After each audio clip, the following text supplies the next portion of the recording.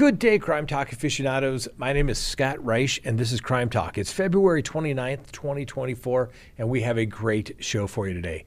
First, you may recall early on in the Bryan Kohberger case, I said the best chance he had of winning his trial was to go in the first trial setting.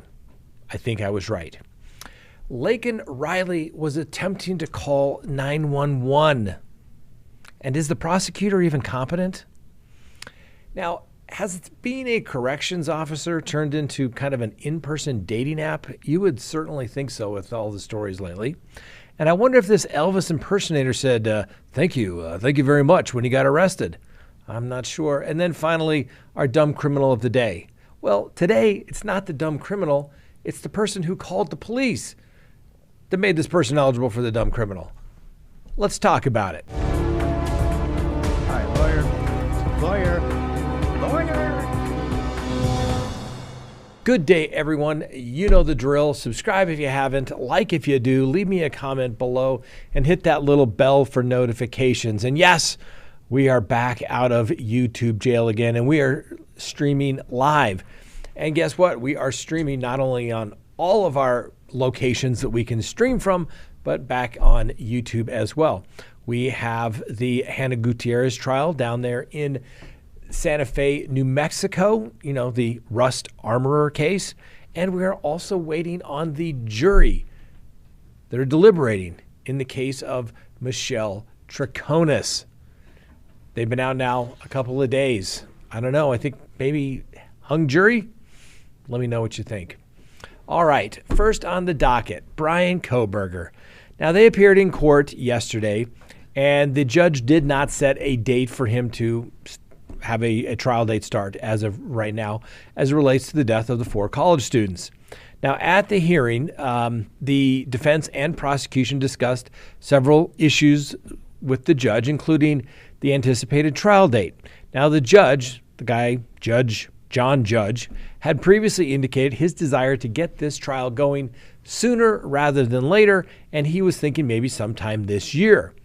But the attorney said simply they could not be ready by the prosecution's proposed trial date of March 3rd of 2025. Ladies and gentlemen, that's a year from now. So the prosecution, as you may recall, had previously requested the trial to be held in the summer of 2025, but they apparently softened that position just a little bit and figured, hey, maybe we can do it while the spring break is going on.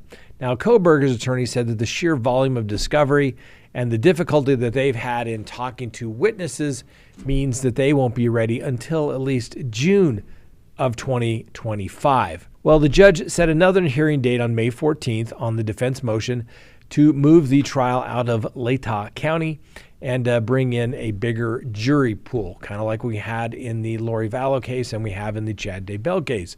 Move it up to Ada County. Anyway, Kohberger's attorneys say that the size of the community and the interconnectedness of its citizenry is problematic and will prevent a fair and impartial pool of jurors for Mr. Kohberger.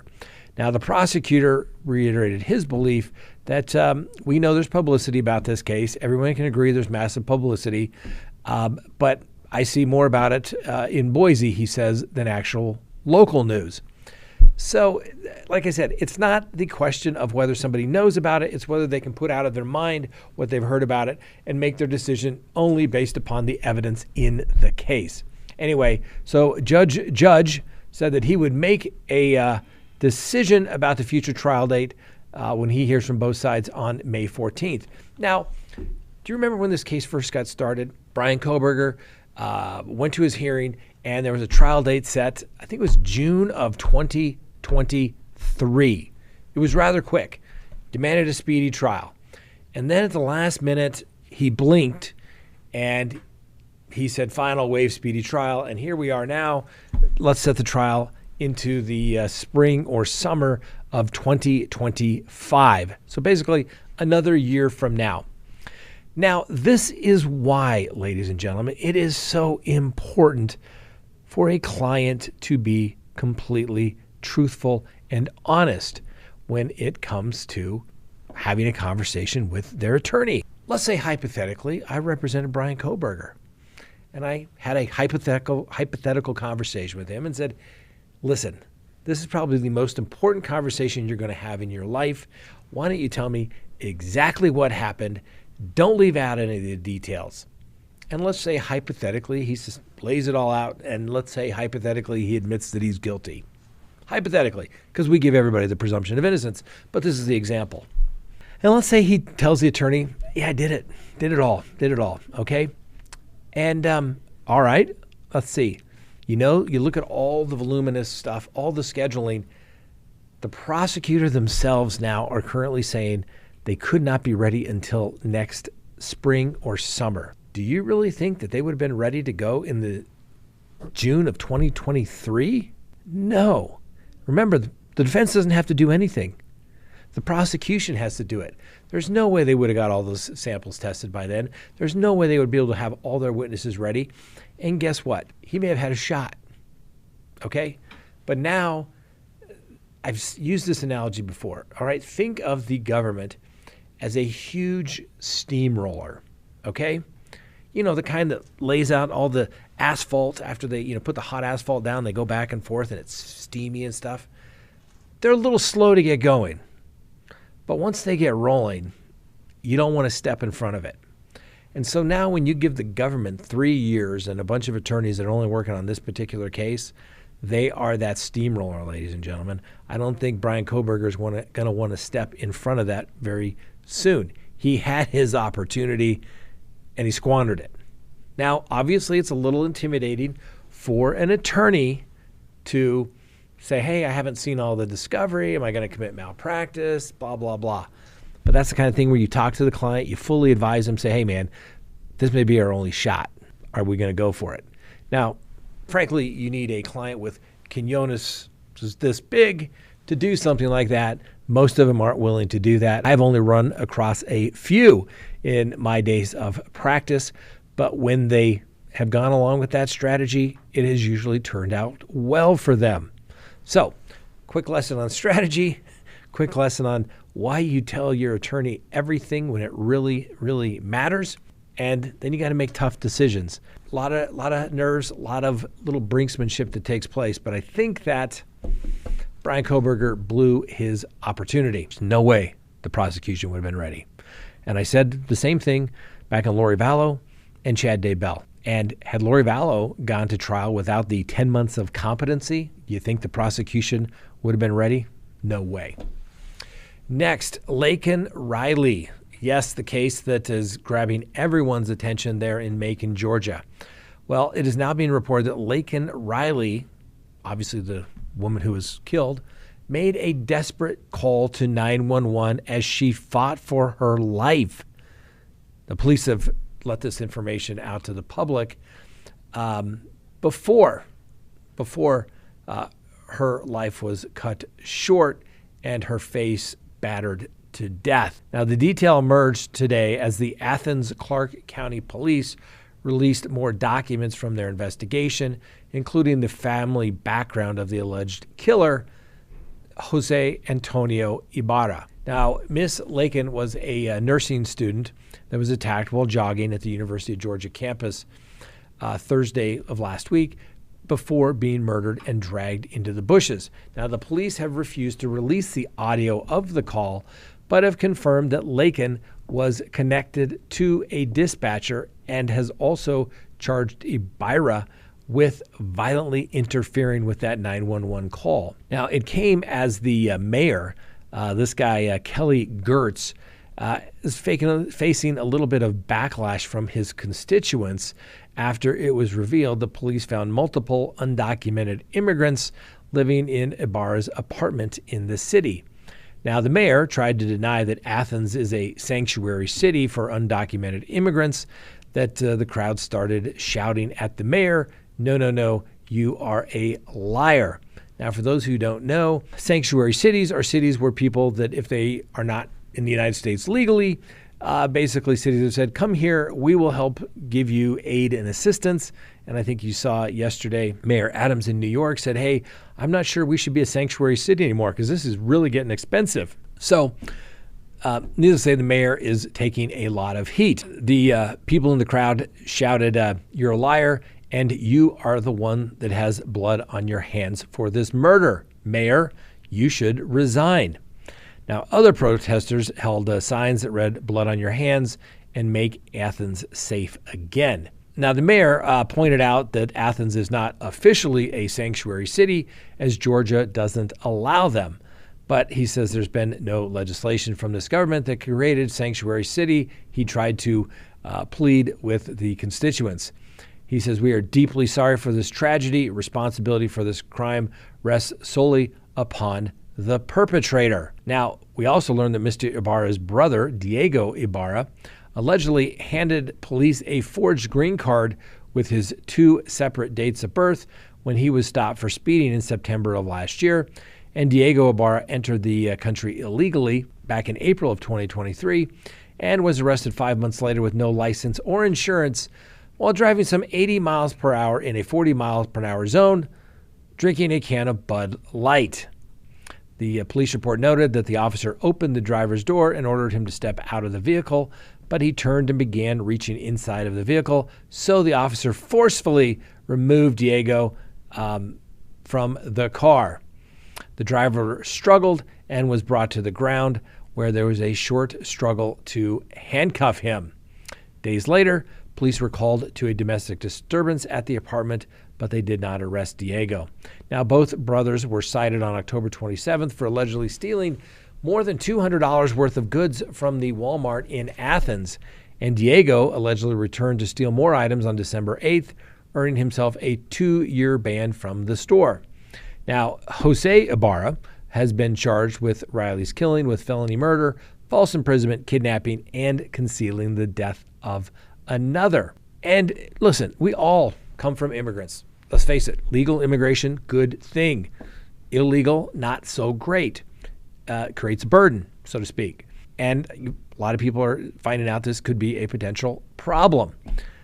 But one of the things that, you notice if you've ever traveled around the world, I've traveled a good part around the world, but the one thing that I do when I travel to foreign countries is I make sure I follow the law.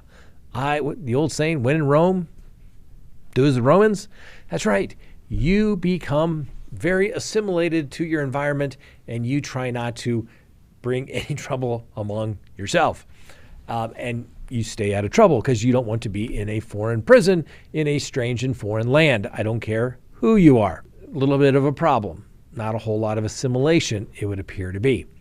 Now, the other story that's related to the Laken Riley matter is the district attorney that's prosecuting the case competent? District attorney in charge of prosecuting Laken Riley's alleged killer has stepped down in regards to criticism that she has failed to secure a single guilty verdict on her own in a criminal case. Now, the Athens Clarke County District Attorney, a woman by the name of Deborah Gonzalez, announced that she will appoint a special prosecutor, that is an attorney by the name of Sheila Ross, to handle the murder case against Jose Ibarra for the killing of the nursing student, Miss Laken Riley.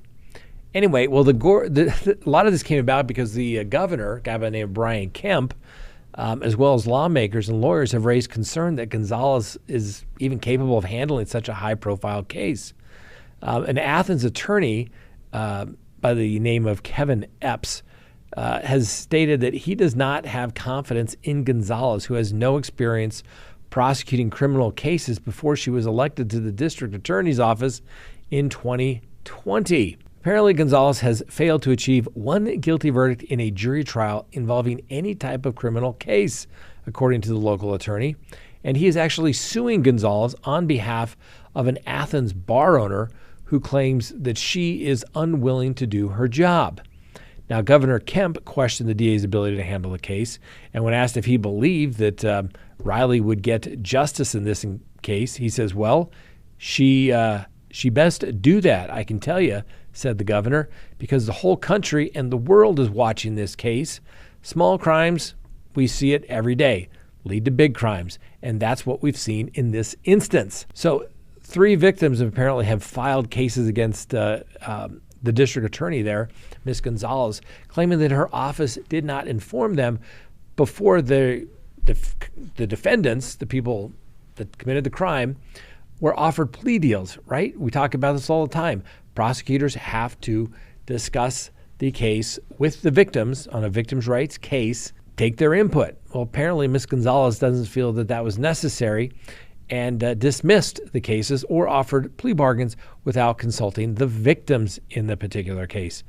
Bad thing. So anyway, a letter sent by a judge back in October 22 expressed great concern about the efficacy, preparation, and procedural readiness of the assistant district attorneys in court, citing a growing backlog of cases. Now, Ms. Gonzalez, on her part, has claimed that the criticism against her office is simply motivated by politics and aims to prevent her from implementing progressive reforms that she ran on, such as eliminating cash bail. But she says, I want to express my gratitude to all my colleagues from across Georgia who have supported our circuit during this tragic event at our flagship institution.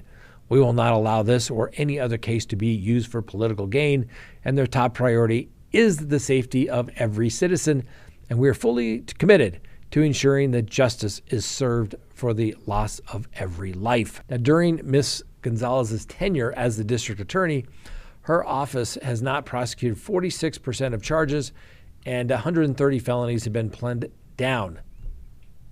So there you go. There was kind of this wave during the George Floyd phase where everybody put in politicians versus actual prosecutors into district attorneys' offices. They're all saying, oh, we want to have reform. I get it. We all want good courts. We want good police. We want good cops. We want good judges. Yes, we want it all. But you still got to do your job. You get more of what you tolerate. You tolerate the little crime, you're going to get bigger crime. Simply the way it is. So Ms. Gonzalez, apparently realizing she does not have the skill to prosecute a homicide case, has now put in a special prosecutor. Good for her. At least she had enough sense of judgment to realize that she wasn't qualified. Now, Athens, Georgia, not exactly a huge town, but not small either. But as you've noticed, you've seen a lot of small town prosecutors come under fire when a big case happens and they don't have the resources, the manpower, or the experience in handling these cases. Take a look at Kohberger. Take a look at Daybell. Take a look at Vallow. Not saying small jurisdictions can't prosecute the cases. They just oftentimes are not equipped to handle all of the big ones when it actually lands on their doorsteps. Next, what is going on with correctional officers? So a police sergeant working at a juvenile detention center is being held behind bars herself after allegedly writing nearly a dozen inappropriate letters to, guess what, a 16-year-old. The Pinellas County Sheriff's Office announced that Sergeant Caitlin Gomez was charged with one count of solicitation of a child to engage in an act that constituted sexual battery by a person in familiar or custodial authority. Now, Ms. Gomez was hired back in January 5th, worked as a sergeant at the Pinellas Regional Juvenile Detention Center in Clearwater, Florida, and Ms. Gomez's alleged relationship with the teenage inmate was uncovered when the detective responded to a call from the detention facility reporting 10 inappropriate letters found in his bed. While investigating the letters, detectives learned they were written by Sergeant Gomez. The letters explicitly described what would take place during their first encounter and described an ongoing relationship which had developed while the victim was incarcerated at the juvenile detention facility. And apparently, Ms. Gomez was found alone in the boys' cell on numerous occasions. Now, to her credit, Sergeant Gomez admitted to writing the letters and said that she and the boy began developing a relationship when they met several weeks ago. Did I mention that Sergeant Gomez is 27 years old and the juvenile was 16? Anyway, it only took 3 weeks in which to get that relationship going. What is it? Is it like a dating app for people that work in prison systems, prison environments, detention centers. What the heck is going on? We've had cases over the years at my office where it's usually inappropriate stuff between officers going on, occasional inmate type of situation. I get it. You're alone all day, hanging out, they get to know each other. I just don't always get it when the people that, that I've seen nurses, doctors, good police officers ruin their careers over an individual that may never be getting out of prison. It doesn't make any sense. I don't get it. Once again, there's a big world to date in, ladies and gentlemen. And if you have to limit it to the prison system, you may want to do a little self-reflection. Just saying. Next, the king would be so embarrassed. I hope he would.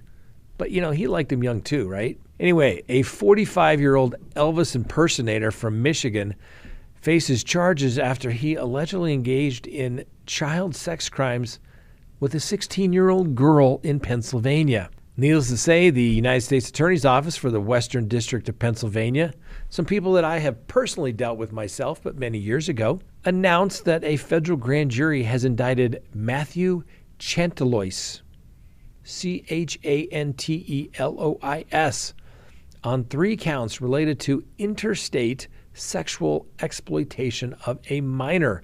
Interstate obviously means going over state lines, ladies and gentlemen. According to the indictment, back in October of 2023 and in or around January of 2024, Mr. Chantelois allegedly used, persuaded, induced, and enticed a minor to engage in sexually explicit conduct for the purpose of producing a visual depiction of that conduct.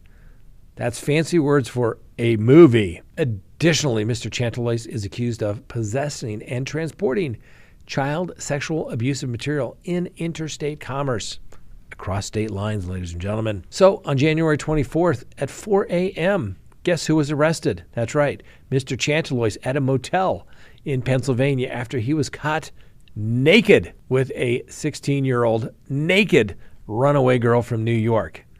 Now, the 16-year-old told police that she had met Mr. Chantelois on social media, and when they met, he gave her a vodka. They allegedly exchanged some nude, intimate photos of each other as well.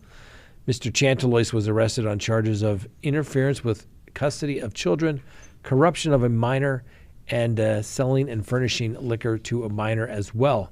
His bail is currently set at $100,000, and if he is convicted, he will spend the next 15 to 60 years in prison, and if he has any money, they will take it all in fines of up to $750,000. Where it gets interesting is, that's right, Mr. Chantelois, he is an Elvis impersonator and goes under the name Matt King. According to his website, he is one of the world's top-ranked Elvis tribute artists and has won dozens of contests. Somehow I think the Elvis people that license all that stuff will be reaching out to Mr. Chantelois and saying, you will no longer be impersonating the king. Thank you. Thank you very much. Anyway, on to our dumb criminal of the day. So a mother in Georgia was charged after a video was shown where her preteen son is in the trunk of a moving car.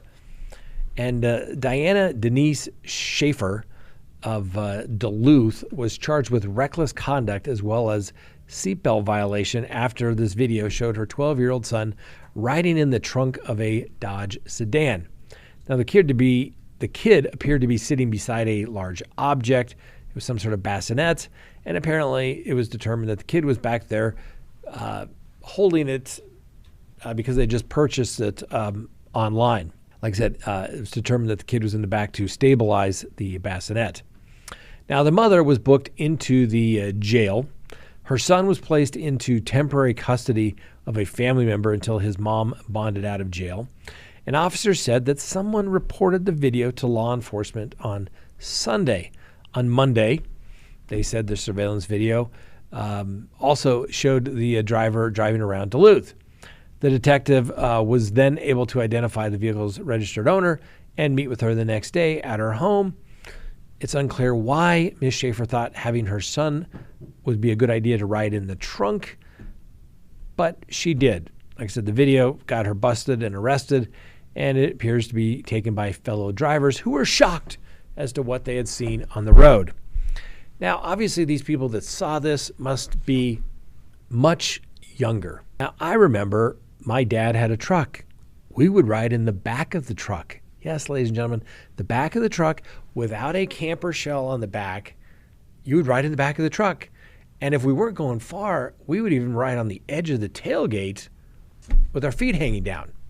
And we had cars that didn't even have seat belts. And God forbid, there were no airbags. Can you imagine such a thing? And maybe the older people remember when you drove somewhere with your parents and they stopped at a red light because you didn't always have your seatbelt on. It wasn't really required. Your mother would always put her arm out to reach across to, make sure you didn't go through the windshield. That was true safety. So obviously, this lady should not have put her 12-year-old son in the car, Miss Schaefer. But really, I think the dumb person, maybe the oversensitive person, was the one that called the police and said, "Oh my God, this is the worst thing I've ever seen. The child is such danger." Come on, ladies and gentlemen. I mean, I don't know the circumstances. If she was going 100 miles an hour, maybe. 20 miles, how far did she go? We don't know a lot of that information. Not the smartest thing, I agree, but really, I mean, this is the kind of stuff, I don't know. I mean, I don't get it. I don't get it. It's kind of like speeding tickets. Unless someone is going like 50 miles over the speed limit, why do we have officers out there with their radar guns? I just don't get that. Anyway, that's all we have for you today. Thanks for watching. We'll see you next time. And remember, the Constitution matters. Maybe go read it sometime.